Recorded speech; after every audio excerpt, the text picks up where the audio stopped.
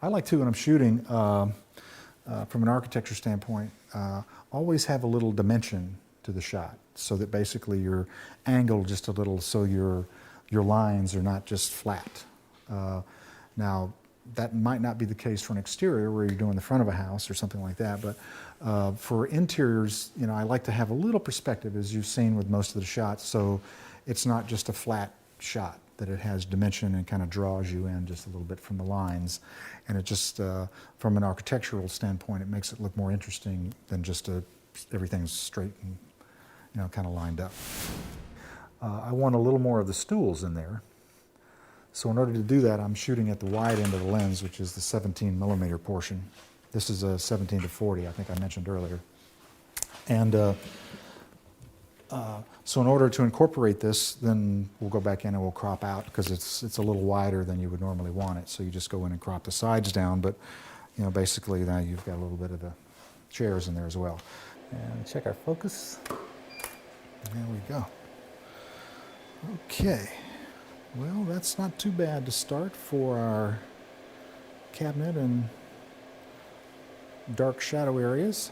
So that'll be a good starting place for us. And that is a 5th at f/16. So we'll again format the card, clean it off, start with a fresh bracket. That'll be our first exposure.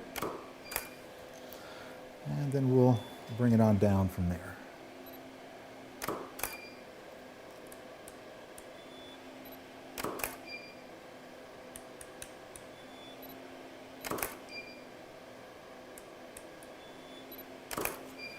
Now I can see that when we're shooting, getting some nice light down here, but this bounce light has given me a little bit of hot spot back here on the cabinet.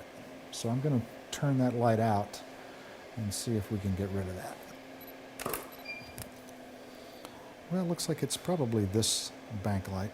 So what we'll do is we're going to go ahead and bracket on down, and then we'll actually turn the bank light off.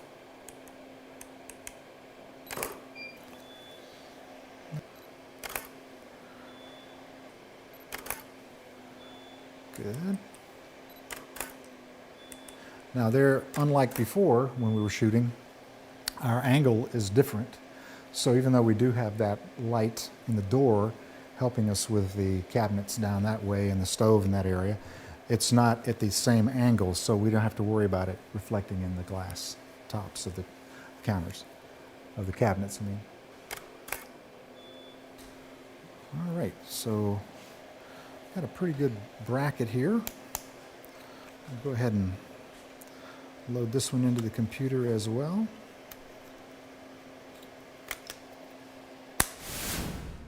Okay, as you've seen with the video, the next shot that we did was the kitchen.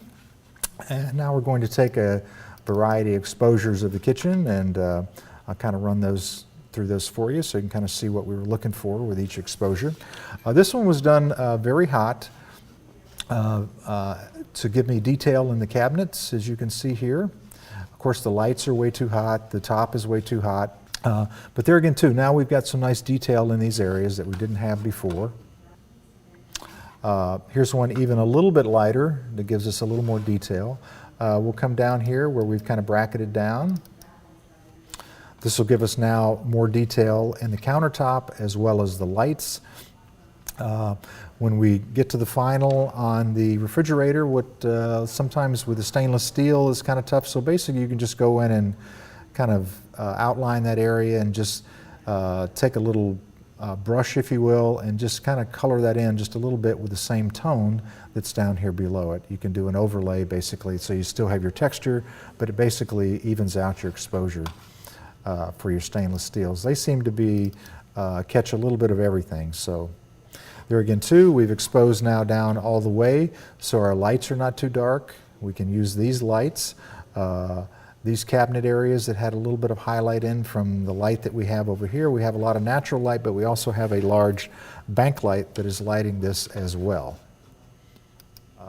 Now we've taken and eliminated the strobe light, if you will, that we had here, and as you can see, we now have much warmer light on the countertop as well as back up in here above the cabinets. So when we layer all those together, as before, you get a much natural and more pleasing shot.